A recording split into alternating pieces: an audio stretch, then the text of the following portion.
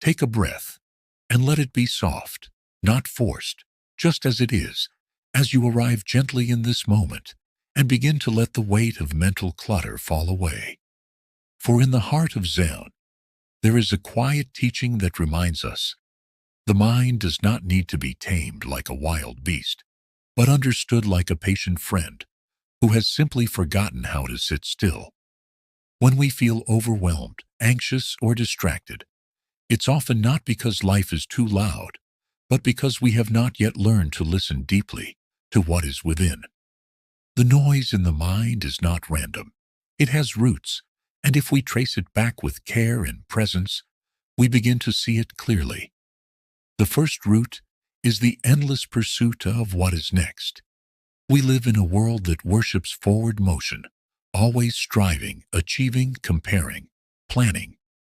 We wake up already behind, racing against an invisible clock, measuring our worth by how much we do or how fast we do it.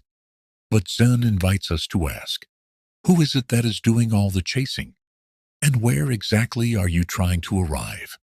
If you cannot find stillness where you are, you will not find it in any destination. The obsession with next creates static in the mind because it tells us this moment is not enough. It says peace is on the other side of effort. But peace has no schedule. It waits patiently inside the breath, in the quiet moment between thoughts, in the sip of tea or the sound of the wind. Letting go of the fixation on the next goal doesn't mean we abandon growth. It means we stop tying our happiness to arrival. The second source of mental noise is the refusal to accept what is. We suffer not because of what happens, but because we resist it. We argue with reality. We wish things were different. We replay the past and try to re-edit it. Or we worry about a future that hasn't come. This resistance can be subtle. A tension in the jaw, a tightening in the chest, a sense of unease that lingers without name. But when we sit in stillness, these things become visible.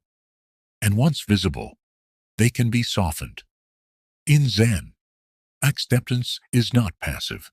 It is the courageous choice to meet life as it is, with an open heart. When you stop fighting what is, a profound stillness arises. Even sorrow, when met fully, becomes quiet. Even uncertainty, when held without judgment, becomes bearable. Acceptance doesn't mean we do nothing. It means we act from clarity instead of reactivity. It means we move from the center of the storm rather than being tossed by every wind. And so, the second noisemaker fades when we begin to say yes to what is, this moment, this breath, this reality, without needing it to be anything other than what it is. The third great contributor to mental noise is self-judgment. We carry an inner critic that speaks in whispers and shouts, telling us we're not enough, that we should be different, that we are failing simply by being human. It compares, it shames, it tightens around the soul, like a knot that won't loosen. But Zen teaches that your true nature is not broken. Beneath all the stories, beneath all the noise, you're already whole. The self-judgment arises from mistaken identity, from believing we are the voice in the head, rather than the awareness that hears it. When we sit and watch the mind, we begin to see its patterns. We learn not to fight the inner critic, but to bow to it as a passing guest. Ah, there you are again, we say, and then return to the breath. Each time we meet ourselves with gentleness instead of criticism, we untie a little more of the knot. We learn to hold ourselves like a small child who is scared, confused, or tired, not with harshness, but with care. Compassion becomes the balm that soothes the mental storm. When we stop trying to perfect ourselves, the mind begins to rest. It no longer has to run in circles chasing an ideal. It can sit. It can breathe. It can simply be.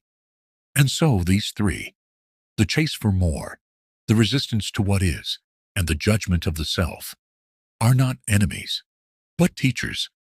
They show us where the noise comes from, and in seeing clearly, we can begin to let go. Letting go doesn't mean we erase all thought. It means we are no longer held captive by it. We become the space in which thought arises, not the thought itself. We become the sky, not the weather. When the mind is noisy, the world feels noisy. But when we return to the quiet place within, we see that the noise is not all there is. Beneath it, around it, and through it, silence is always available. It is not something we have to earn. It is our birthright. So we return again and again to the breath, to the body, to this moment, to the space where noise fades and presence begins. There is no need to push the noise away. Just observe. Watch it rise and fall like waves. Be the shore. Be the witness. Be the stillness. In this practice, over time, the mind remembers what it forgot. That peace is not far away. It lives in the way you touch your teacup. It lives in the sound of the morning. It lives in the space between words. You don't have to do more. You just have to be here. And in that being, the noise softens, the heart opens, and the world becomes new again. And as we remain with the stillness, we begin to realize something both ancient and simple. That noise in the mind is not a flaw to be fixed, but a call to awaken. It is a teacher dressed as turbulence, inviting us inward with every spike of anxiety or moment of overwhelm. The Zen path is not about silencing the noise by force. It is about understanding its language. It speaks in the voice of urgency when we forget to slow down. It echoes in comparison when we forget our inherent worth. It rattles in frustration when we are not living in alignment with truth. And when we meet this noise without fear, without resistance, without labeling it as wrong, it begins to soften. We realize it is not the enemy. It is the invitation. It asks us, gently but persistently, to come back. Back to the present, back to the breath, back to the ground beneath our feet. This is where Zen lives, not in lofty ideas or abstract theories, but in the ordinary miracle of this moment, fully seen. And it is here, in this space of humble awareness, that the teachings come alive. Chop wood, carry water, not as chores, but as sacred acts. Washing a dish, answering a call, sitting in silence, all become doorways. Each one is a bell, bringing us awake to what is real. We do not need to climb mountains to find peace. We only need to pause, breathe, and listen to the life unfolding in front of us. So what do we do when the noise returns, as it inevitably will? We welcome it like rain tapping on a window, neither good nor bad, just weather passing through. And we remember that no storm lasts forever.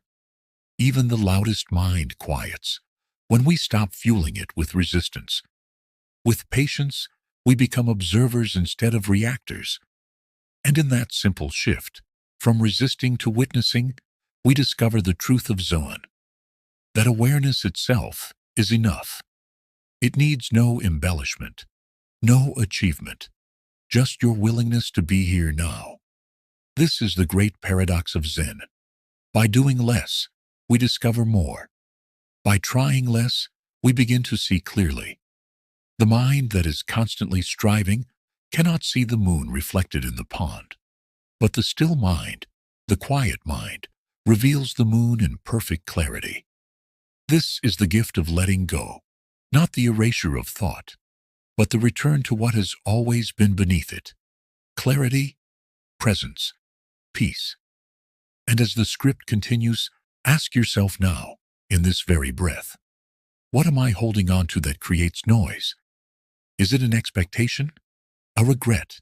A fear of not being enough? Let it surface, not so you can push it away, but so you can see it clearly and hold it gently in the light of awareness. Let this act be one of compassion. Let this moment be a turning point, not outward into more doing, but inward into being. There is great power in simplicity, and in that simplicity, we discover a quiet kind of strength. Not the strength of force, but the strength of stillness. Not the strength of control, but the strength of surrender. And this surrender is not defeat. It is freedom. It is the unburdening of a mind that has carried too much for too long. It is the choice to sit, to breathe, and to trust that this moment, just as it is more than enough, and that you, just as you are already home. Then let us continue, quietly, calmly, with reverence for the stillness that begins to arise when the mind is no longer at war with itself. When you start to understand the true nature of mental noise, you realize it is not about silencing your thoughts, but changing your relationship to them. You are not your thoughts. You are the awareness in which they rise and fall.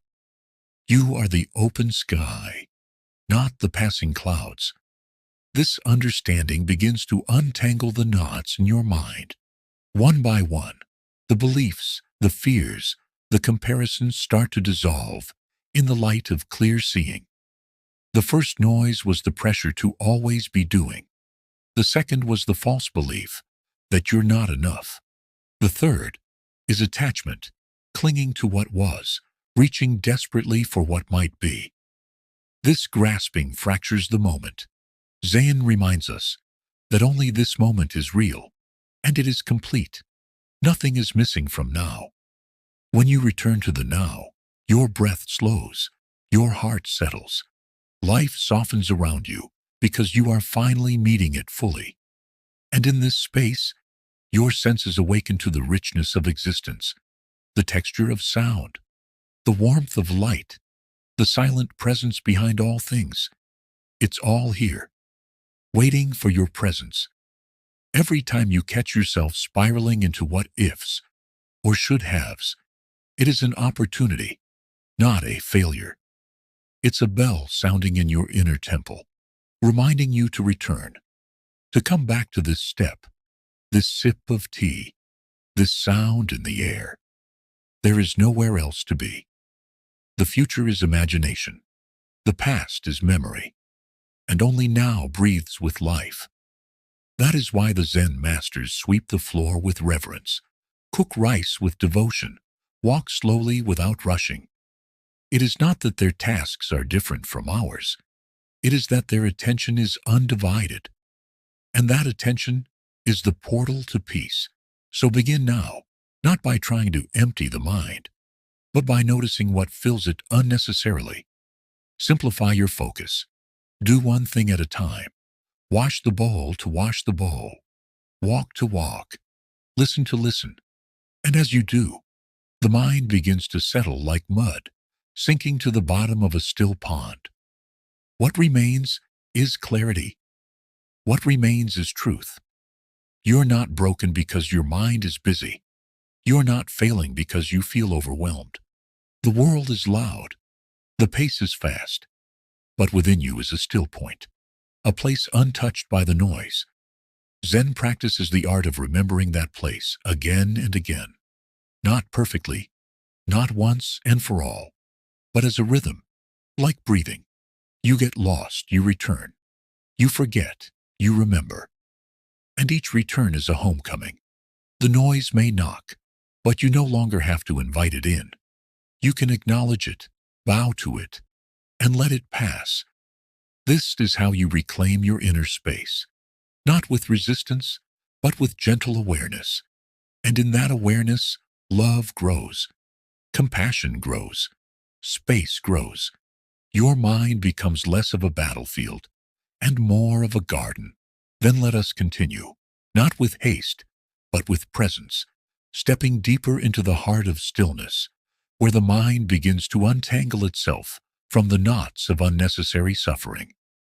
As we explore further the three things that make the mind noisy, we find they are not strangers but familiar habits, patterns so deeply woven into our way of being that we often mistake them for truth. The first, the compulsion to always be doing, stems from the illusion that our worth is measured by productivity. We chase accomplishments, we fill our calendars, we fear rest as if silence were dangerous. But Zen teaches that true strength is not found in constant movement, but in the courage to be still, to sit with yourself, to feel the unease that rises when you stop running, and simply breathe. In that pause, the truth is revealed. You are not your to-do list. You are not your achievements. You are the awareness in which all action arises and dissolves. So the first medicine for this noise is mindful slowing down. Not laziness, not withdrawal, but deliberate presence in each task. An invitation to return to yourself through every moment of your day. The second noise, the belief that you are not enough, is perhaps the most insidious. It whispers in quiet moments, echoing through your thoughts, like a distant thunder. It says you should be more, do more, look different, succeed faster. But Zen asks us to look directly into this belief and question its origin. Who told you that you were lacking? When did you first begin to chase perfection instead of resting in your humanity? Zen offers no praise for perfection. It values authenticity. It bows to the impermanent, the cracked, the imperfect. The tea bowl with the chip in its side is not discarded. It is treasured, for it tells a story. And so do you. You are a living story of growth, of loss, of becoming. Nothing needs to be added for you to be worthy of your own love. The second medicine is self-compassion. When you meet yourself with kindness instead of critique, the inner noise softens. The war within begins to end. The third noise is attachment, not just to objects or people, but to expectations, outcomes, and identities. We grasp at how things should be. We hold tightly to who we think we must become. But Zen reminds us that clinging creates suffering. Like holding water in a closed fist, we end up with nothing but tensions and thirst. To let go is not to lose.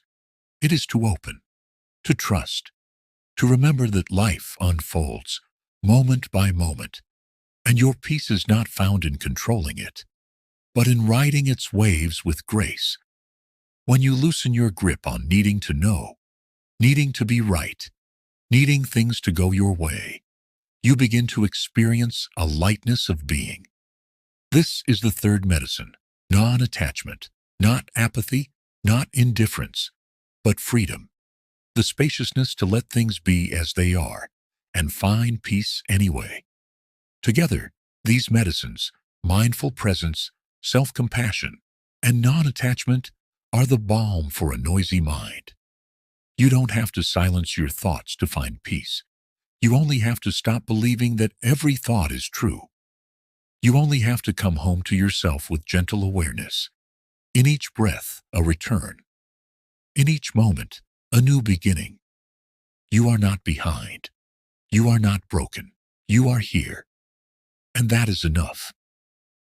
If this message brought you calm, this space is always here for you. Subscribe, return, and walk this quiet path with us, one breath at a time. Until next time, remember, when the mind is pure, joy follows like a shadow that never leaves.